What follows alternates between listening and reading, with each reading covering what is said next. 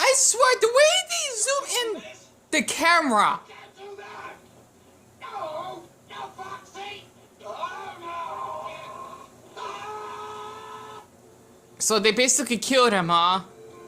I swear, it's like, that was like, the zooming camera is not only the most 1970s effect I've seen, but the damn afros, the colorful clothes, the crime sexy music, it kind of reminds me of Lupin the Third. It was based off the 70s. I grew up watching it with my mother, but I decided to share this because I just got done eating some teriyaki chicken I saved like a couple days ago from the grocery store, and I just had to take a look at this movie. It's basically about drug smuggling or something. I have no idea though, because I didn't watch the beginning. So, and man, I'm not basically into women, but she is a gorgeous woman though. I swear, black women take care of themselves back then. Hold it right there. Yeah, you could be a spook for real pretty soon. Hands up. So her name is Pam Grier. I can look that up. I'm guessing she's the main character. Plus, it kind of like gives me like, I guess you could say like, Don't pinch the fruit, faggot. You watch your mouth or I'll... faggot. Ooh, they didn't censor that. I want to know what she's doing here. See, honestly, what I like about movies back then, they don't censor words like how they do in movies today. I want to put my pants back on. I just got done eating, and I just thought I could actually share another video because I know I've been posting a lot, but like one of my fans say, which is Cole, that basically asked me, what's on the menu? Well, Dion, what's on the menu is that you want to talk about of how life was in the mid-70s, or video being a black person. You know, I did kind of cover a video of that. I gotta post that. And speaking of being black, the damn downside is that when you have curly hair like me, right? Because I'm thinking I think people that have curly hair is like the 11%, so I'm thinking it's not common to see someone that has curly hair like mine, because it's really, really curly. The thing is that it takes forever just to actually get it dry, and basically whenever I wear my beanie, like after I probably take a shower, it's like strongly curled. But when I actually wake up out of bed or feeling stressed out, it like straightens itself. Kind of like how a woman actually, I forgot what it's called, when you actually have like a little messy hair day, like split ends, I think. But the reason why I want to share this is because what I like about movies in the 1970s is how a lot of them are crime related. And since one of my first animes growing up was Lupin the Third, because it used to air on Adult Swim, my mom and I, we used to watch that when I was 7. And pardon my voice, that sounds a little bit deep because I'm kind of tired. My voice is much higher pitched. Basically, let's just say that back then, I'm thinking like, you know, like gender equality was kind of like a thing, like how there are like strong women models, like that woman that we just saw just now, I think that's her name, Foxy Brown, to basically how racism was still a thing back then, but it basically kind of shows how there are like a lot of like black actors, which I really appreciate, and I don't know, just basically the action, so to speak. And as a person that's black himself, it's kind of fascinating. Oh fuck, it's over. I didn't know it was over already, and that's the credits.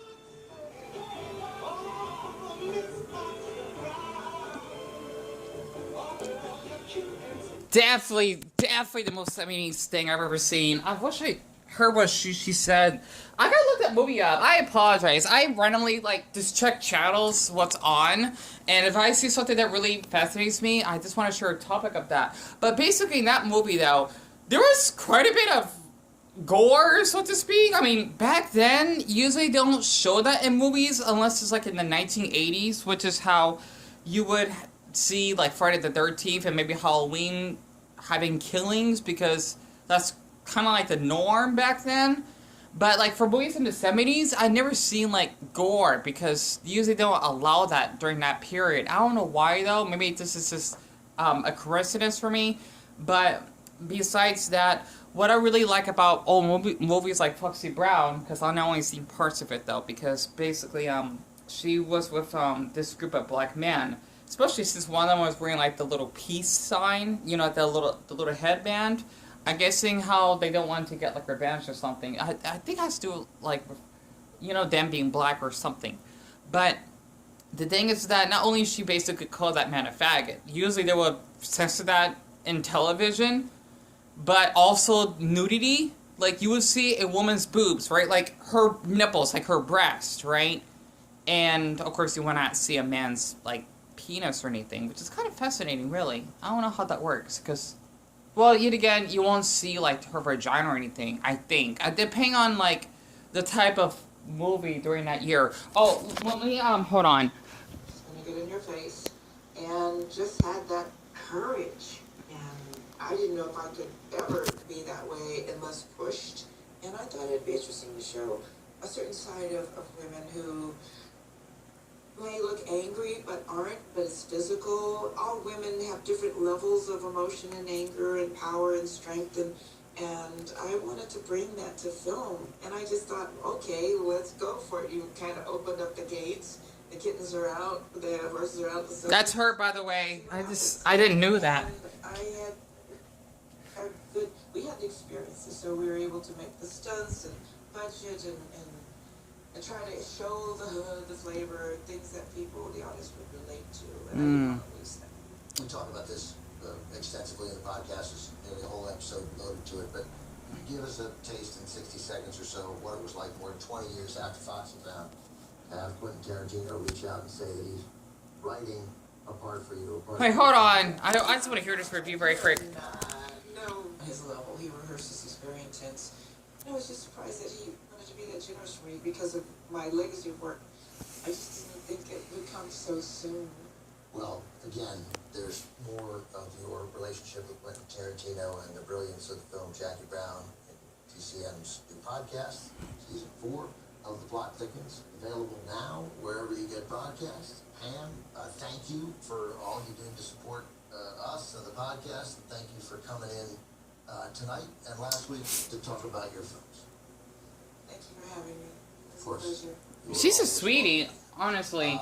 Pam may be done for the night, but stay with us, because coming up next, one more, with Pam Grier, Black Mama, White Mama. Black Mama, I've never seen it. My mom, she probably watched all of this growing up. The reason why I want to share this, it's a good channel. I recommend it.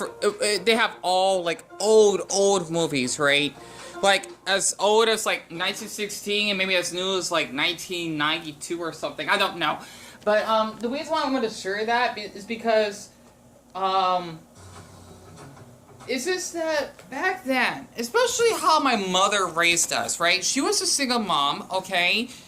Basically, my father hasn't been around because he was a lazy ass and that basically smoked marijuana. That's what my mother told me, and he basically fucked random women, which is how I got 10 brothers and sisters that I have never met, even though I've seen one of them on Facebook that is half Puerto Rican, which is kind of weird. Like, okay, I got family that is Hispanic. It's kind of strange.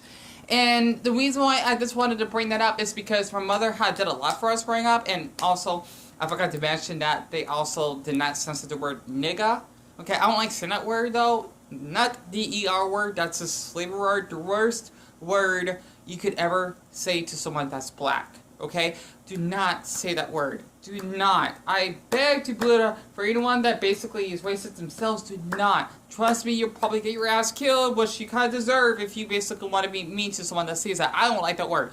I don't. It's not appropriate, you know? It's basically a slavery term, right? And how could I explain this? Like, Dion, just take your time. It's just that, like, watching that movie, it kind of reminds me of my mom, so to speak, because she basically took care of us growing up, and how it shows that women also can just have as much power as men do. And that's what I like about the 70s, is because there was a lot of, like, basically black female actresses, right? Or black actresses that have that type of role. And also, they don't really censor, like, nudity or words that basically is part of history, of course. Not the ER, well, the ER word is part of history, but it's a really awful word, though. But nigga, you know what? I mean, it's just weird for me to even say it myself, but I know a lot of people say it. It's fine, I suppose. As long as you say the ER word and say nigga all the time if you want. It's just still weird to me, because since I'm black myself, I know how it feels. That's probably why I don't like saying it. But, you know, I just had to share that because that's what I like about old movies back then. Because they're, like, movies today are just so fucking sensitive that, oh wow, you basically call that person gay.